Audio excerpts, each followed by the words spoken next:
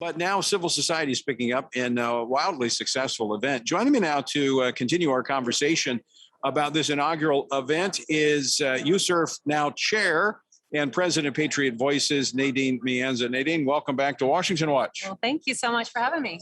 So now that you're in the chair position, I'm glad you're filling that role at USERF. It comes with a lot of administrative It sure duties, does. as I a lot recall. to do, as you remember. Let's talk about the summit here. What are some of your major takeaways thus far?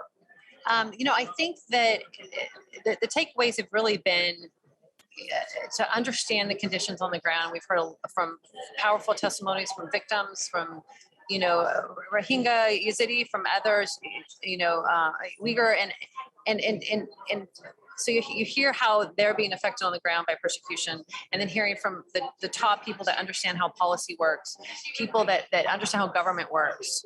And so this combination of how do we do better? Yeah. What I find is, we deal in the numbers all the time. Our annual report, yesterday you testified before the Tom Lantos Human Rights Commission on basically the state of religious persecution around the country based upon our annual report. But what I find from gatherings like this is when you hear the actual stories, when you hear from those who have escaped these repressive regimes or who have come out of prison or whatever it might be, that provides a whole another dimension to the numbers and the statistics, which are themselves astounding, staggering. But these stories are powerful. They are, and it's so important in Washington. I think we saw this domestically, even to look domestically, that sometimes Washington can be out of touch with what's happening in real life with Americans, and we've seen that in election results from time to time. And I think the same thing is true with foreign policy. Is people that are making policy decisions sometimes can be so disconnected from the ground that it's like a think tank, academic conversation. In the meantime, people are suffering, they're persecuted. We have the tools to lighten their load, maybe even change the game for them. But because we're not listening to them and because they're not a part of the conversation, those tools aren't being considered. And to me, that is really my passion, is trying to combine the two, bring the two together so we can make the best possible decisions and the U.S. government could move in the best way forward. I find, Nadine, at times I get angry. Yeah. Especially when you hear the stories of the Yazidis, the young women, the children. You hear the stories of Nigeria, the schoolgirls, and we hear they're abducted, but then you hear the stories of actually what happened to them and the abuse, the torture, I get angry. And we need to get angry because the Yazidi, this morning there was a Yazidi young lady that told her story and about how they knew the U.S. was going to come, and a couple hundred of the girls were together, and they knew the U.S. would come. The U.S. didn't come, and they could have just bombed and done a flyover, and they wouldn't do it. And the international community waited, and because of that, these 7,000 women and girls were sold into slavery, and only half of them have been returned. And so having her tell that.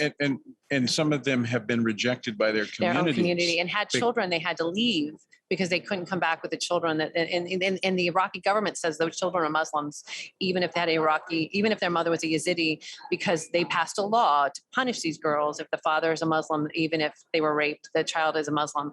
And so there's all these discriminatory laws against them. And then most of them still live in tents in the KRG. They're being victimized on top of being a victim. Right. So there are 83 countries in the global coalition to defeat Daesh.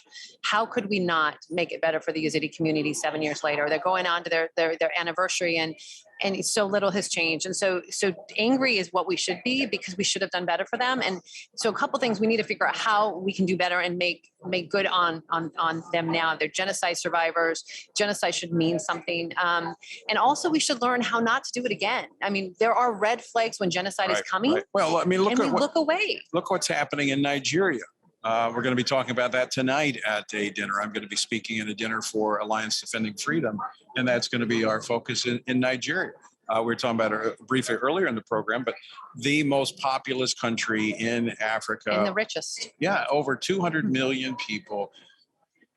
and they can't get it right on this. I mean, just this year, we've had over 1,000 school children abducted. Another attack just last week. I mean, finally, though, we see the Nigerian government asking for help from the U.S. government. We'll have to see what kind of help the U.S. government does, in fact, provide, because, frankly, I'm not sure that it will be that helpful. Well, I don't think they're completely diagnosing the problem correctly. There are those that want to write this off as not religious intolerance and persecution, but a scarcity of resources, of climate change, and all of these other things. And that's why USERF is important, regardless of if I'm here or not. It will be important when I'm gone, and it's because we're truth tellers. We don't have the political environment around us to make decisions about these countries based on bilateral relationships. And so USERF is independent. We're supposed to be laser focused on religious freedom, call out truth. We're truth tellers. And so what I look at is, when we look at Nigeria, we look at where Turkey invaded in Syria and is committing atrocities, the bombings they're doing to the Syrian villages in Iraq. We're calling these out because we're telling the truth, and we're making it so the U.S. government, the international community, can't look away. Right. Because what governments do is they look away because they're like, oh, it's too hard. We'll deal with it later. Diplomacy. We have all these, so we're still going to pretend it's not happening and not pay attention to it. And that's when all these red flags are being ignored, and that's when these violent situations are moving to genocide, because the governments are looking away. And so USERF's role is important to call these out so they don't look away. And that's our only focus, is on religious Yeah. freedom. We don't consider the other issues. That is the one issue. And tomorrow, you and I are going to be speaking on a panel, a general session on religious nationalism and how some governments are using that to persecute certain minorities. So we still got a lot more talking to do. We do. Looking forward to it. All right, Nadine, always great to talk with you. Thanks so much for joining us. Thanks for having me.